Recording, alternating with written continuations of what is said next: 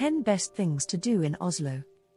On the northern shore of the Oslo fjord, Norway's capital and the third largest city in Scandinavia, is a trendy and sophisticated metropolis that has grown rich from shipping and oil. Key to the high quality of life, nature is everywhere in Oslo, as the fjord is right in the city's backyard and you're never more than a bus ride away from untamed forest and walking trails by the water and mountains. Culture in Oslo means coming face to face with the screen by Edvard Munch and the visceral sculptures by Gustav Vigeland in the Frogner Park. Exciting modern projects like the Oslo Opera House, the upcoming Munch Museum and the Aker district have cropped up by the water, while long-established museums recall Viking history and the audacity of polar explorers like Roald Amundsen. 1. Bygdøy Peninsula. On the west side of Oslo, you'll find yourself coming back to the Bygdøy Peninsula time and again.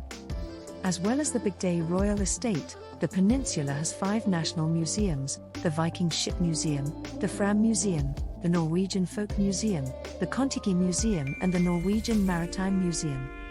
Every one of these deserves your time, and most are on the list below, but when the weather's good, this quiet, residential corner of the city is also somewhere to get out into nature or take a dip in summer. There are countryside and coastal trails for walkers and cyclists, and the tempting, sheltered beaches at Huck. Get there in 20 minutes flat from Oslo's central station and bus terminal on the No. 30, or catch the boat from Pier 3 by the City Hall. 2. Viking Ship Museum. An arm of the University of Oslo's Cultural History Museum, the Viking Ship Museum has jaw-dropping finds from 4 different Viking burial sites around the Oslo fjord. The museum is on the Bygdøy Peninsula and shines thanks to the Oseberg ship. This 9th-century burial ship was excavated in 1904-05 and is like new, as it had been encased for all that time in watertight and airtight mud. No less exciting are similar ships from Tune and Gokstad, together with all the artifacts found buried with them, like beds, small boats, a complete cart, tent components, wood carvings, textiles and other treasures brought to light in Viking graves. As you go, the film Vikings Alive is projected onto the walls and ceiling, adding context on Viking burial rituals. 3. Frogner Park. Free to enter at any time of year, Frogner Park is in Oslo's namesake borough and is a joy for the installations by 20th-century sculptor Gustav Vigeland. There are 212 sculptures in total, in bronze and granite from Idefjord.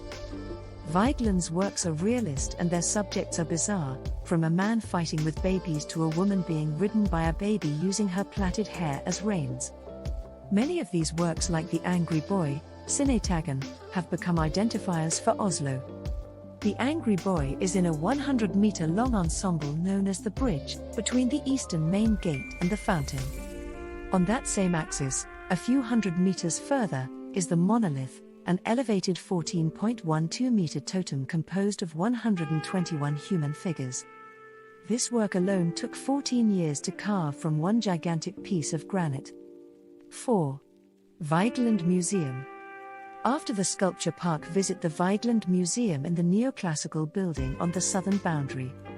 This beautiful structure was built in the 1920s as the atelier and home of Gustav Vigeland after he had agreed to donate his works to the city. After his death, the building became a museum in 1947, preserving his private apartment on the 3rd floor where he lived from 1924 to 1943, and which is fitted for the most part with items he designed. And being the place where Vigeland worked, the museum gives you a clear sense of the artist's process, revealing the plaster models for the sculptures in the park, preparatory sketches, casts, as well as many of Vigeland's earlier pieces. There are also short-term contemporary art exhibitions at the museum. 5. Fram Museum.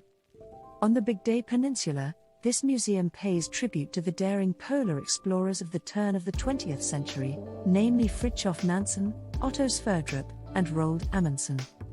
The center of attention here is the Fram, a wooden ship that was used by all 3 explorers in both Arctic and Antarctic expeditions between 1893 and 1912, going further north and south than any other vessel in history.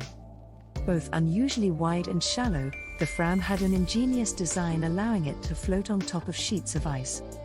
Aboard the Fram you'll see how humans and their dogs battle to survive in some of the most hostile conditions on the planet. Also at the museum is the Joe, which carried Roald Amundsen along the Northwest Passage over 3 years up to 1906. Look out for the Northern Lights show and interactive exhibits like the Polar Simulator. 6. Norwegian Folk Museum. In that same bundle of world-class museums on the Bygdøy Peninsula, the Norwegian Folk Museum is an open-air attraction that has welcomed visitors for more than 115 years. The core of the collection was established by King Oscar II in the early 1880s, and its showpiece is the Gullstave Church, put up in the middle of the 12th century and relocated here in 1884. That wonderful monument is one of 155 historical buildings at the museum, outlining the diversity of wooden architecture around the country. After making your way around these beautiful monuments, you can pore over the indoor exhibits, which have traditional costumes, exhibitions about the history of medicine, toys, handicrafts, details about Sami culture, tools and weapons. In the warmer months you can feed farm animals, go on horse and carriage rides, watch old crafts in action and find out how to bake lefse flatbread. 7. Norwegian National Gallery. Many people come to this museum for a single reason: to see Edvard Munch's The Scream. A proto-expressionist painting known to all, there's nothing to say about The Scream that hasn't already been said. Except when you see this icon of modern art, you may be surprised to see that it is painted on cardboard. And while The Scream and another Munch masterpiece, The Madonna, are a worthy main event, there's more for art aficionados to sink their teeth into. The National Gallery's collection has Renaissance and Baroque pieces by Lucas Cranach the Elder, El Greco, Orazio Gentileschi, Giovanni Battista Goi and Jan van Goyen, as well as 19th and 20th century art by masters like Monet, Picasso, Renoir, and Paul Cézanne. You can also dip into more Norwegian art by leading lights such as Harriet Backer, Adolf Tiedemann, and Hans Gude. 8. Oslo Opera House. A spellbinding landmark right on the harbour, the home of the Norwegian National Opera and Ballet is the Oslo Opera House, completed in 2007. Resembling an iceberg, this angular building is clad with white granite and Italian Carrara marble and has a main auditorium that can seat 1,364 spectators. On a casual visit you can go up to the roof for free for a phenomenal view of the Oslo fjord, best done at sunset. The inside is also a delight, with warm surfaces covered with oak to counter the iciness of the exterior's glass and stone. In the lobby there's a wall panel designed by Olafur Eliasson, and on a platform in the fjord is a glass and stainless steel sculpture by Monica Bonvicini. You can also book a guided tour to go backstage and see the set workshop and get a table at the cafe/restaurant. 9. Kon-Tiki Museum. All about the adventures of the 20th century anthropologist Thor Heyerdahl, the Kon-Tiki Museum is named after the balsa wood raft that Heyerdahl sailed from Peru to Polynesia in 1947.